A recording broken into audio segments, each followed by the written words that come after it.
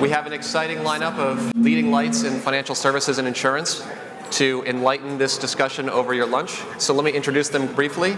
On my immediate right, we have the two leaders and facilitators of today's panel discussion from Appian. Kate Gingras, our Global Practice Lead for Insurance, and Mike Hefner, our Global Practice Lead for Financial Services. And our august panel, I'll go from the far end back to me. Vishrat is a 25-year veteran of the financial services industry. He's currently leads PwC's banking practice. I'm sorry, did I say insurance? I did, didn't I? I messed it up. But everyone knows he's the leader of the banking practice, and he was a CIO of KeyBank before going to PwC, and before that he was with Bank of America. So truly deep expertise in banking and BPM. And next to him, we've got Sean there in the middle from Bridgewater, the world's largest hedge fund. He oversees several Appian projects and can speak eloquently, I think, about the challenges in bringing BPM into a creative organization. And next to him, we've got Sunny here from KPMG, the director of their BPM practice. So with that, I will turn it over to you all. And thank you. That was perfect. Thank you so much, Michael. So this is, we have about 30 minutes, and I feel like we're doing dinner theater up here, but please do not let us interrupt your meal. Enjoy your wonderful lunch. We're going to kick it off with a couple of questions and hopefully generate some good dialogue up here. Kate? So the whole purpose of the panel is to bring a little bit closer to everyone that's in FSI some ideas about what pacesetters are doing in the marketplace, and some practical tips as well from customers, Sean, who's been on a phenomenal journey with Appian. And please feel free to ask questions as we go. It's sort of a Q&A format. And what I wanted to start off with Vishrat is the agenda for pacesetters today is very, very different than what we see were trends for pacesetters perhaps even 2 years ago, due to a lot of market forces that folks talked about today. So when we think about operations in some of our large FSI companies, and we look at what folks are doing internal to collaborate and look for transparency, I wanted to ask Vishrat what he sees as the trends that are causing this focus on collaboration and transparency in operations today. Well, thanks, Kate. That's a great question. And so when you look at what drives inside of a bank or a financial services institution, it's more to do with what you see on the outside. So we had a big crisis in 2008, 2009. And it's been a few years now, and we thought maybe all the compliance focus is done. But actually it's not. And in all our conversations we have with our clients, that seems to be their topmost priority, and where they are making big investments in technology, right? And when you think about that, and you ask the question, is this sustainable? Because there's a lot of new hires, there's a lot of new investments, and that you have to beg the question as to, can we do it differently? And that's top of the mind for all our clients. The other big pressure that we are seeing is, the interest environment continues to be very depressed, right? Interest rates are not moving, and that's putting a lot of competitive pressure on the bottom line of the institutions, both, from an operational efficiency perspective, and they're all competing for the share of wallet, the customers. And that, again, is driving a lot of their agenda of where they make these investments. The third and the most important thing is that this is an exciting times in technology. We have seen all kinds of trends that are coming together, right? And so the pace has gone up, and the investments in the fintech is at the all-time high. So a lot of disruption going on. Both the pace and the possibility is moving this towards thinking about how do we do different business differently. So I think when you look at these three trends, I think that kind of sums it up. I think that kind of sets the tone for where business process management can become a true differentiator.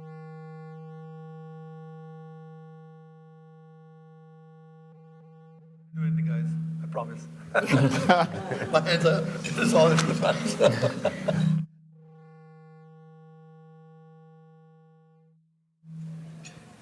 Okay. Thank you, Vishnu. Now that we have your attention. Again, thanks for talking about some of those driving forces. We wanted to now switch it to Sean, who's really a practitioner. Bridgewater has made a significant investment in Appian, so we'd love to hear that story. Yeah, so I think it's really two thrusts with what we're looking to do with the platform. One, we're looking to renovate and simplify. We're an incredibly creative entrepreneurial culture that has grown fast in a federated environment. And that sounds great, but it's also a nice euphemism for we have built a ton of hairballs and a lot of scrappy bad technology as we've grown very quickly and had to make do.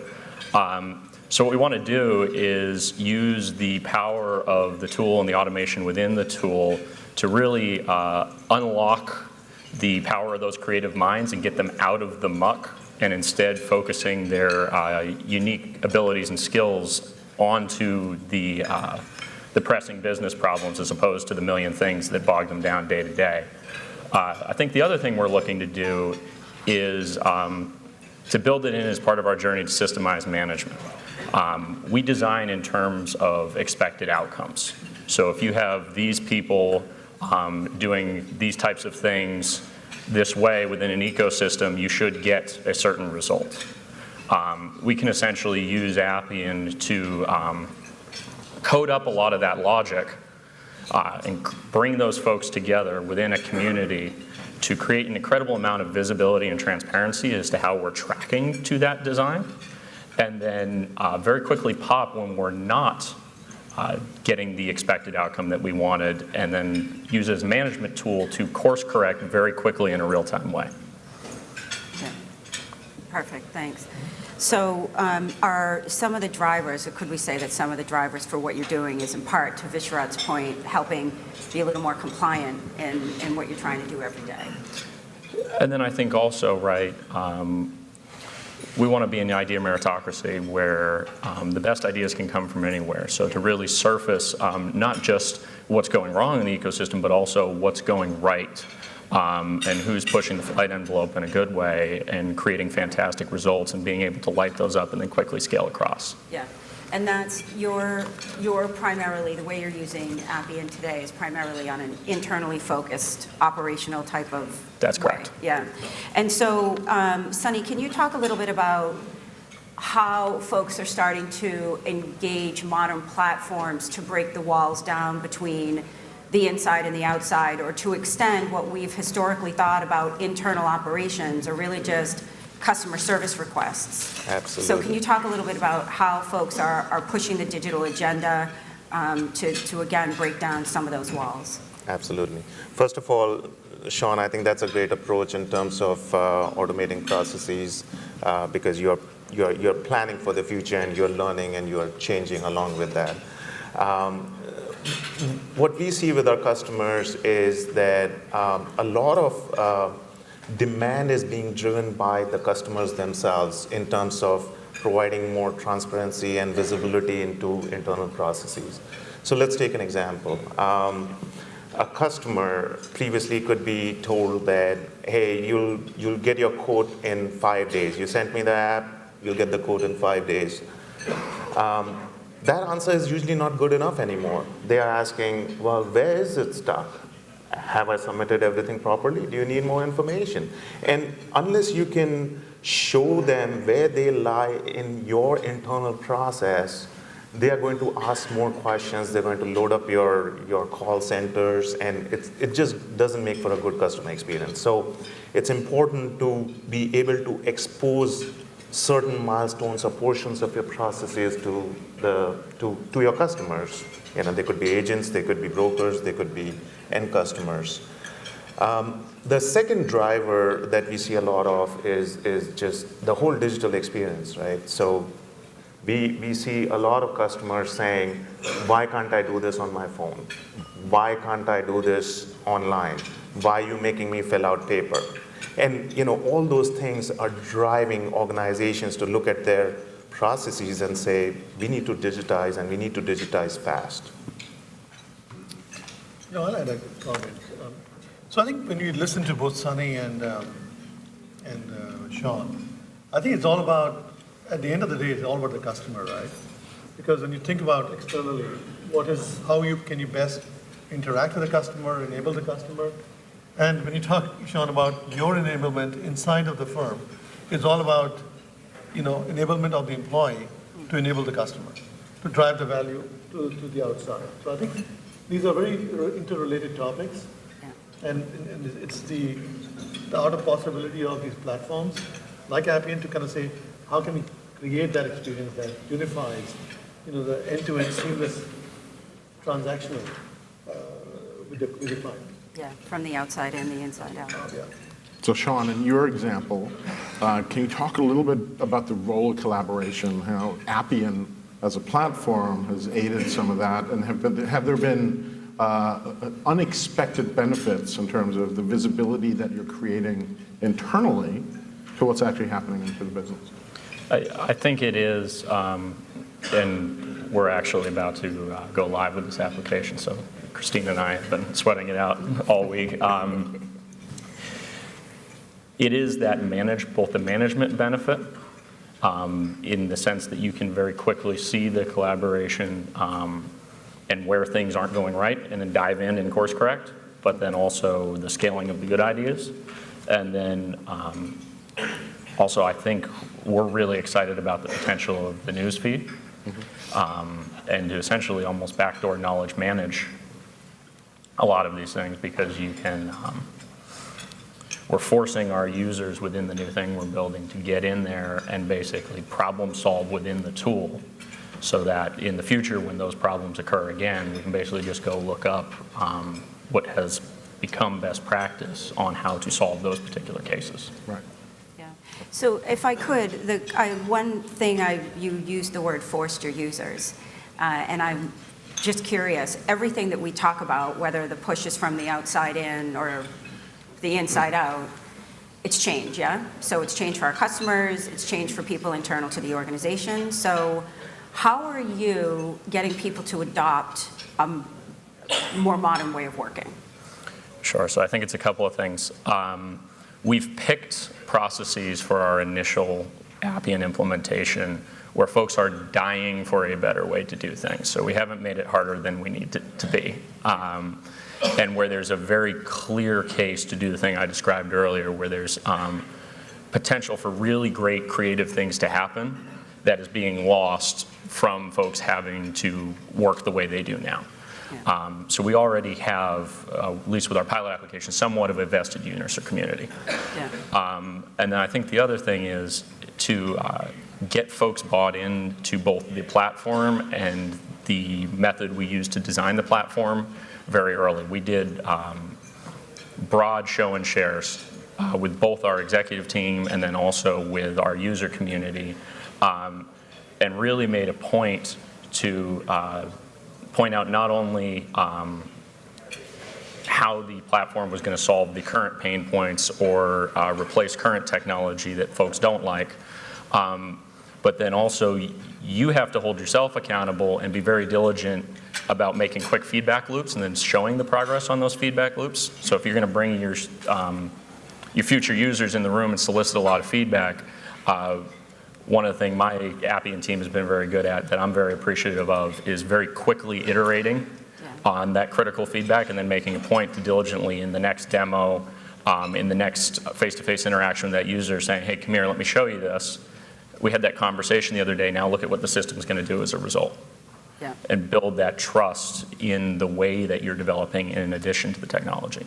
So I guess the converse of that is, as you undertook this, were there things that you bumped into that were blockers for change that you hadn't anticipated? Right, so you go into these programs and you think, okay, I just have to worry about taking this step and the next step and showing them and maybe collecting requirements or however you're doing it. What were some of the blockers to sort of, it's the peripheral stuff, right? It's not the core stuff, it's the peripheral, but the peripheral makes the success, yeah? Yeah, and so I think we've overcome a lot of that through building a great partnership. Bridgewater is a complicated place with a lot of complex stuff going on and a pretty unique culture. So what we did very early on is we brought our Appian team into the business and actually insisted that they come on site, and that for our first pilot that they actually sit right in the middle of the bullpen with all the operators that were going to be using the product day one. And so in addition to myself and others taking time to explain the business top down, go through the metrics, that sort of thing, let them see it, feel it, experience it every day. Both the types of people they were going to be interacting with, but then also the types of problems that the technology was going to be solving. Yeah. And so allow them to understand my business, but then also think I probably annoy my professional services team with the amount that I actually come to Virginia and make sure I get dedicated time to not only go deep on whatever it is we're working on at the time, but then to also understand Appian's vision for the product, how the thing works. And I think what we've created is a very nice symbiotic relationship where I get what they're trying to do, they get what I'm trying to do. I can't tell you how many times in the last 6 months I have actually had these moments where Christine understands my business better than I do at times. And so what it creates is a trusted partner that allows me to be somewhat hands-off in the problem solving, because they know the product better than I do and they understand my business, and so the marriage between the two has become very natural. Yeah. So I would offer that, or ask both Vishrat and Sunny, what sort of tips and tricks are you seeing happening in the marketplace to advance the change agenda, right? For each of your customers, there's different cultures. Sean's created a method of working that works particularly well for Bridgewater. What do you see happening in the marketplace in terms of how people are driving the change agenda into their companies? A great question. I think just listening to Sean, and we happen to also help Bridgewater in a number of areas. Two or three things that I think resonated with me. One is understanding the culture of your organization. Yeah. I mean, that's so important, that your change management agenda has to be around the culture, because you cannot change the culture overnight. It takes time. And I think when I saw some of the things that he mentioned about collaboration between business and technology, I heard about their communication plan and how they engage everyone.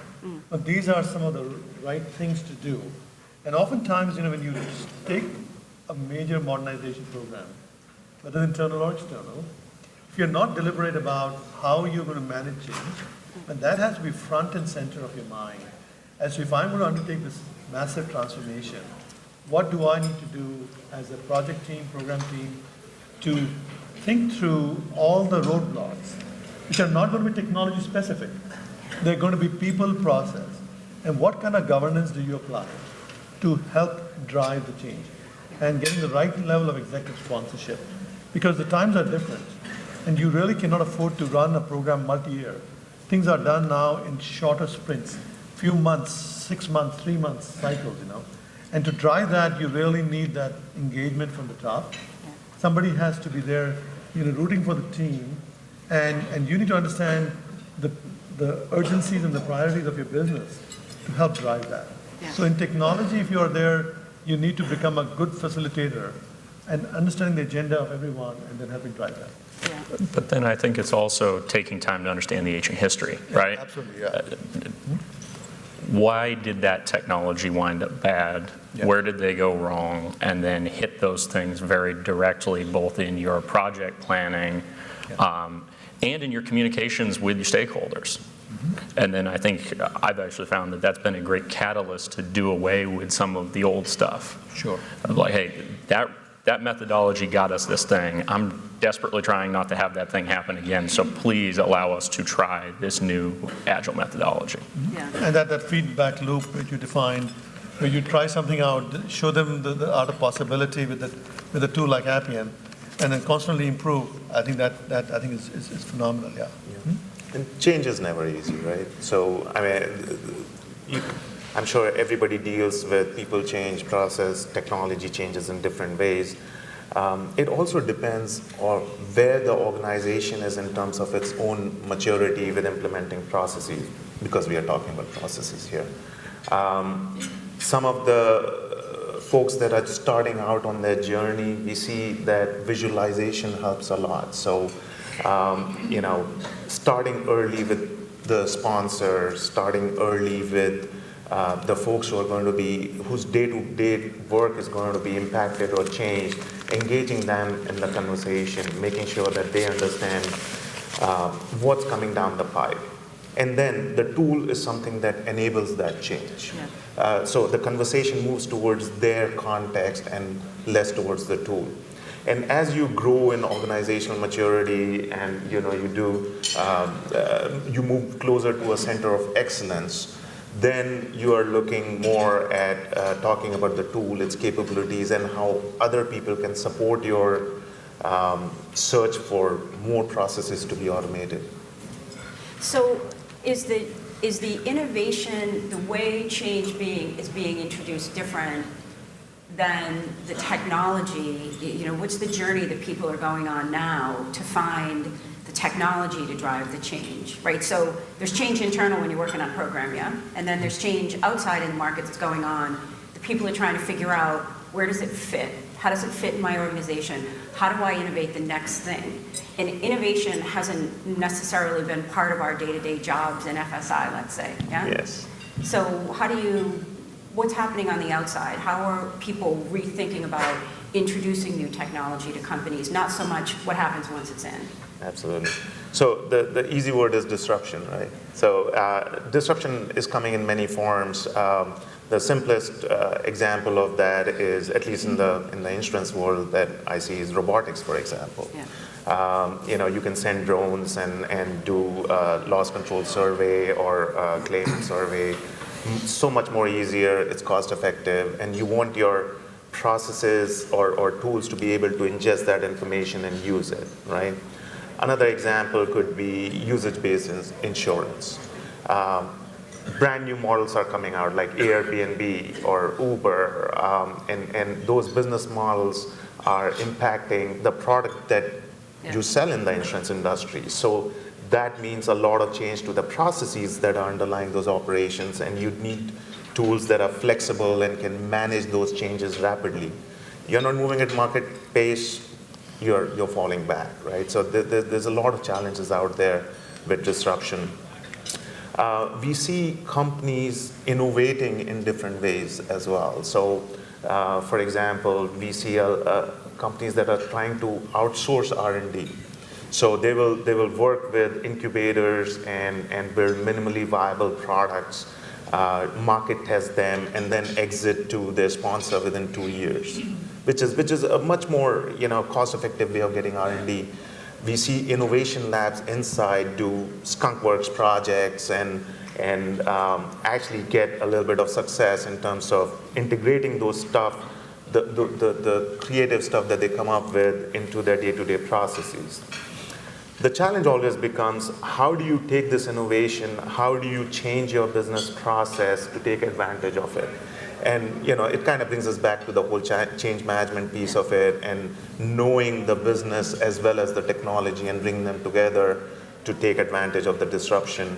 But the focus is, or rather we see that the ones who succeed are the ones who are focusing on integrating that technology and changing their process to take advantage of the new technology. Yeah. So clearly speed is a differentiator. Absolutely. Yeah. Yeah. Excellent. So we're about 22 minutes in, and we'd be amiss if we didn't ask for some questions from the audience. Like quite Anyone? audience. Someone's got to start. Go ahead. Can you give an example from Bridgewater that you can actually process Yeah. So the question was an actual process example from Bridgewater. So one of the most painful processes within our organization historically has been our hiring process. If you think about it, the amount of people end to end within different business units, particularly in a federated model, that need to come together to successfully identify talent in the market and bring it all the way through to resolution. An actual person sitting in a seat at Bridgewater can get incredibly complex very quickly, particularly in an organization that has grown fast and doesn't have the infrastructure to support that yet. So what we've created in Appian that we're actually really excited about is we've actually modeled all those interactions from the very beginning to all the interviewing and the assessments and the collaboration on who should be the right person to work here, down to the tail end of the onboarding, we've said, we're going to put that entire thing in Appian, we're going to bring that user community together, and really leverage a lot of the functionality to take away all the silly stuff and the paper chasing and the email chains and the meetings that have to happen to usually make that go well, and instead just create one user interface where that process can flow very seamlessly. What are some of the benefits of that you've seen? Just a couple things. One, the amount of waste we've been able to cut out of the day-to-day of our end users, who are also our important folks within our business that don't want to get sucked down in that kind of thing. I think also it focuses your energy within that on the right things, meaning it allows you to keep your mind share with who is the right person for my organization and why, and really have a really rich, grounded conversation around that versus, okay, now I got to go get all my paperwork in and I got to find this person to get that process started and this person to do that. Takes all that away and you can have a trust that that's just going to work. Yeah, that's perfect. Thank you for that question. Any other, right there.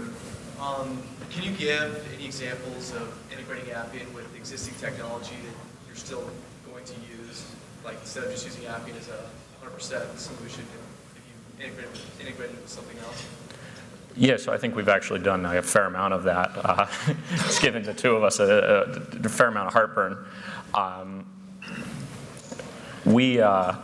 The system I was just referring to has 5 or 6 different integration points into legacy databases, and it can become somewhat challenging very quickly. And I think the important thing is to have a roadmap for where you want to go with the product and be very diligent about making sure you've uncovered everything you need to hit within the legacy systems and then the threads that are going to tie them together.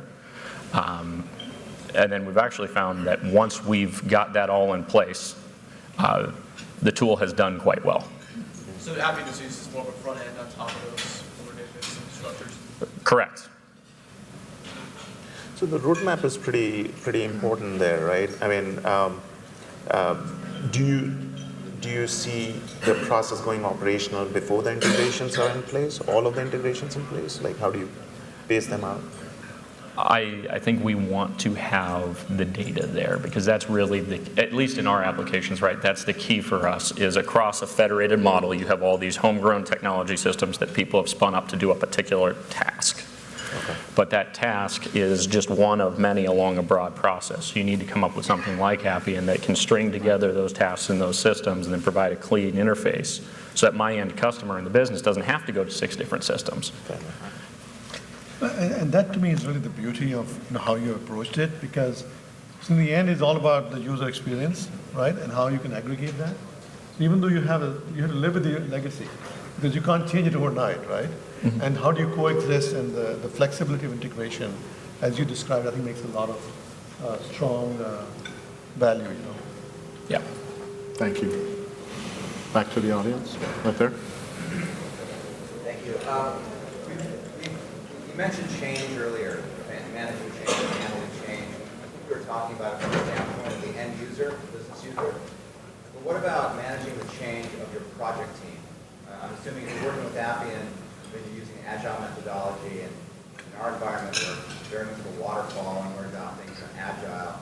And it changes the way a business analyst approaches their job, changes the way the project manager has to approach their job. Can you speak maybe to that a bit? And you want to Yeah, why don't you take it and then I'll chime in. All right. So I'd always start with training, right? I mean, that's the simple answer.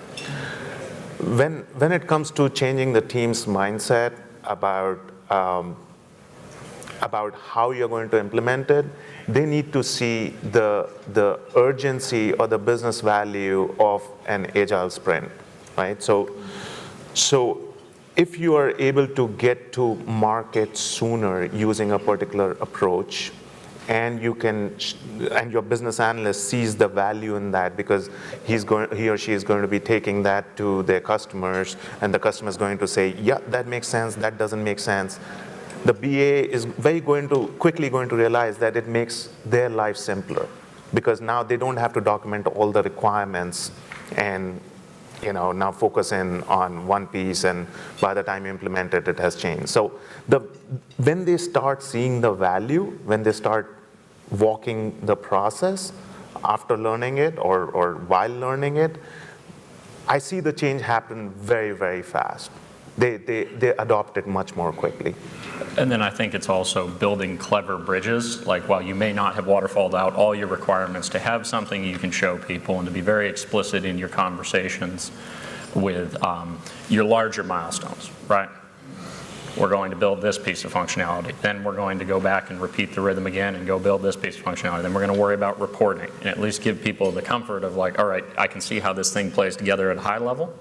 And then it is also, I think, to create some of that value, being somewhat clever with your sprint planning to make sure that you have a really good understanding of the pain points within the thing you're trying to go build, and that you've hit some of those pain points head on very early so people can start to see that the correlation they'll often draw in their heads between the new methodology and the kind of PTSD and the fear of what that could create, prove that false very early on, because you're hitting the problem areas folks have already identified in their heads as you've set out.